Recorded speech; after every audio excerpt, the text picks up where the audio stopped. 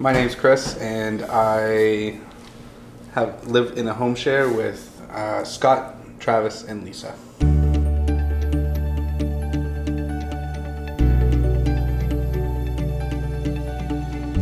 So with Scott and Travis and this idea of living together, it was something we had talked about for years, but we never heard of home share. We didn't even know that existed. It wasn't until I had done some research and I came across this home share concept, and I was like, this would be perfect for us, right, Scott? Yep. Yeah. And so we actually approached an agency. Usually they go by, crisis situation, like who's on the top of the list, and then they find a family. But we approached an agency. It's a bit of a backwards way, saying we have this connection, we have the home, we've done trials, like they've stayed with us for weekends and stuff, and we know it would work. Is there any way you guys can support us? So absolutely. Yeah, so the agency, they decided that yes, 100%, this is how these home shares should be made. Instead of, last case scenario, this is where you're going to be put. It's no, we have the connection. So they facilitated that, and we did a transition period, and then they moved in full time in April. April, yeah. So Scott and Travis are brothers, and I have been supporting them as a developmental services worker for going on 10 years. And I always said that it would be amazing if I could live with them one day. Didn't know how that would happen. Yep. And then their parents, who I was really close with, said, well, what if you meet a guy and that's not what he wants? And I said, well, he's going to have to want it, because they're like brothers to me. So sure enough, I met Chris and I told him that this is what I wanted to do. Yeah. I've been hanging out with these guys for about 3 years now. I'm new to the DSW field only because of Lisa and these guys, and I've greatly enjoyed having them live with us. And other than that, we're pretty active. Travis and I, we do the Capital City Condors. I volunteer while Travis plays. Scott is, another active fellow. He likes to go out there and kayak, so I usually take him to kayaking. But yeah, other than that, we really enjoy our home share. So Travis, he works twice a week. During the school year, he goes to Algonquin College. Hey Trav, your last year at Algonquin is coming up. Mm-hmm. And so in the mornings, Travis usually helps to prep. You can cut it like that if you want. Travis preps his own meals. Usually in the evening, Travis will make his lunches. He loves pepperoni and cheese. Hi, Travis. Travis will usually prep some lunches, put a bunch of different containers of mixed fruits and stuff in the fridge for him and his brother. Travis and I usually make dinner together. He's gotten me to try out new things. Like, I never used to eat salmon, but Travis loves salmon. So now that's something and he can do it pretty much independently, the way that we learned. So, he's becoming really good in the kitchen, eh, Travis? Mm-hmm. Yeah, you help out a lot. A lot. I mean, we're always singing. I like singing too. Yeah, Scott loves to sing, and Travis plays guitar. And sometimes Travis will put on songs on his computer, and we'll all start singing and dancing. Scott, come here. We're talking about what we like to do at home. What do we like to do at home? Come here. What do you like to do here at home? What's your favorite meals that we cook? I don't know. You don't know? Wow, Travis, that was great. That's it. Looks good. We usually will take the dog for a walk. There's a really nice pond down the road. We do other stuff, like sometimes we'll go out and do stuff, go to concerts and movies, and I think one of the things that they love the most, we'll invite friends over, whether it be Travis's friends from his hockey team or you know, our friends who are now their friends. Like, they've become such a close part of our friend circle as well. That looks great. You're so good. Yeah, so Travis and Scott, like, they've become a part of our friend circle, and so that's always nice when we have barbecues. Friends and family come over, and what else do we like to do? Cutting. Oh, coloring, yes. Cutting, yes. Yes, cutting. And sometimes Scott likes to color, and sometimes I'll sit down with him and we'll be coloring together. It's a nice calming activity. What else do we like to do? You love watching WWE. Oh, and then of course, who's our favorite hockey team?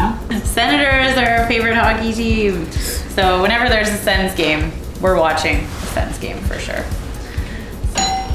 Oh, pizza. Oh, pizza's here.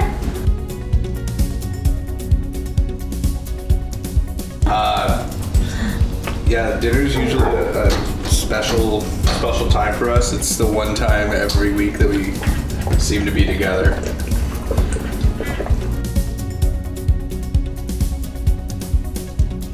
In terms of cost, because we partnered with OCAP, we're given per diem per day for care and supervision. So, I mean, it's not a whole lot, but I mean, it's enough for what we're doing. They also help pay for rent. So they pay for rent through their ODSP funding. And then they also have passport support as well through March of Dimes. So we're able to hire workers that come in as well. And Scott also has some healthcare support through CCAC. So he has workers that come in and support, take you for a walk, help you with some personal care stuff, things like that. In terms of when we're going out for things, they have spending money. So they usually use their own spending money. Part of their rent goes towards the food. It's room and board, so we pay for groceries. But if we go out somewhere, I mean, we don't go out to dinner that often. You know, if it's too often, we'll pay. But if it's once in a while with a worker, then they pay out of their pocket, and for activities and things like that.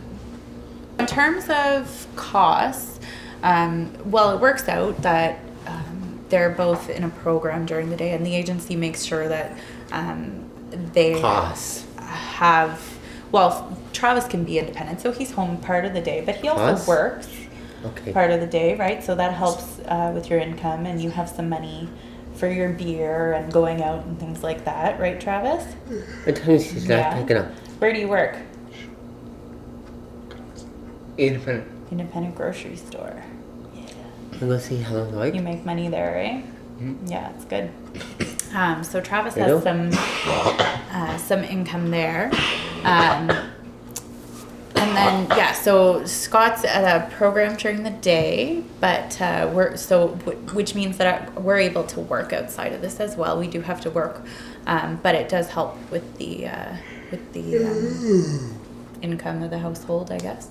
It's a good thing that, you know, these guys are in day, like they have activities, Scott, for example, is in a day program, because it allows myself, I'm majority 9 to 5, Monday to Friday, sometimes the odd Saturday. So, you know, Lisa can work around, you know, when they're in their programs or in their activities, and, you know, pick up a couple of shifts with the DSW. You know, again, they have their own spending money. Travis works part-time. You know, we don't go out as much, just so that we can sort of stay within a budget. And I mean, long term, you know, we'd like to see obviously more funding for our, you know, to help out with like a bigger house, because hopefully Lisa and I are gonna have our own kid one day, so these guys can be uncles. But right now it's good. You know, we do get by comfortably. Yeah. So there are a couple different agencies that support home shares. One of them has their employees, and so they make like a salary. In our situation, it's like a non-taxable income kind of thing. Which has its benefits. Which, yeah, it definitely. And I mean, to be honest, it's not a whole lot, but it's enough that, you know, I mean, we would do it regardless for free, but it is enough that it is incentive. It helps with the rent. It helps with groceries. I like groceries. And I mean, yeah, just the fact that, you know, they make our lives so happy, you know, it really equals out, so.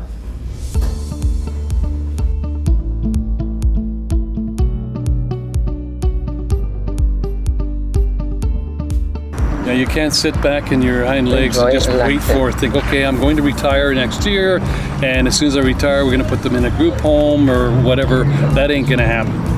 You know, that's a pipe dream. You have to fight for everything that that you're going to get. So start early. Don't wait until the end. You know, even when they're in high school, start as early as that. Make connections with other families. Get involved with Families Matters Co-op. They were. You know, I think it's all about connections and networking. Networking, and it is a lot of work, but you'll reap your rewards. There's a book called Safe and Secure. Safe and Secure. It's an excellent book. It gives you all kinds of information on RDSPs and all kinds of things. So I read that book, and the more I got into it, I kept, you know. I think it's great. So it's a fantastic guideline for anybody to go by. If you can read that book, Safe and Secure, it's a guideline to tell you all the things you have to do to prepare. And there's also Partners for Planning. It's a great website. They have a lot of great webinars to help families. I looked at a lot of those. So because there's just some good resources, I think. If they want to come home we'd like to see them as well. For a couple times a week at least, for them to come over for dinner, and Lisa's and Chris is good about that. They'll either drop them off, we'll have dinner, or we'll pick them up and they'll come and have dinner some nights. They stay over. Like we had them last week, we went camping for 4 or 5 days, and then Lisa and Chris joined us after, and they brought the kids back home after that. So we still have that ability to see them whenever we want and for as long as we want. I know it's hard to pull them away from them. They'd only like us to do it a couple times a year, but we kind of insist on a couple times a week. And no, just kidding. It's going really, really well. Much better than what we ever thought it would. Really, for sure. And we were hoping for the best, and it turned out that way. Prior to the host program, or looking into the host program, we assumed that by the time we retired, within a couple of years, we're going to have both our boys into a group home setting of some sort, and then we'd be able to enjoy our retirement for many, many years, and it would be all over with. The boys would be well looked after in a group home. But then we learned pretty quick that's not going to happen. There's just nothing out there. They say there's wait lists, but any wait lists that there are is for priorities. So we went into, did a lot of research and different things. We joined a lot of committees to find out what they were doing, or sort of picking everybody's brain. We went to a lot of meetings with various groups to try and find out some information that both our boys would fit into, that they'd live a happy and safe in a happy and safe environment, and again, we get to enjoy our retirement. But it was pretty stressful. Here we are 8 years into retirement, and we've just found a solution. And we probably wouldn't have found that solution if it wasn't for Lisa coming to us and saying, hey, I've got an idea. And we were kind of shocked, but we thought, wow, this sounds great. So let's explore this some more. But we were concerned because we thought it's going to be too much for her.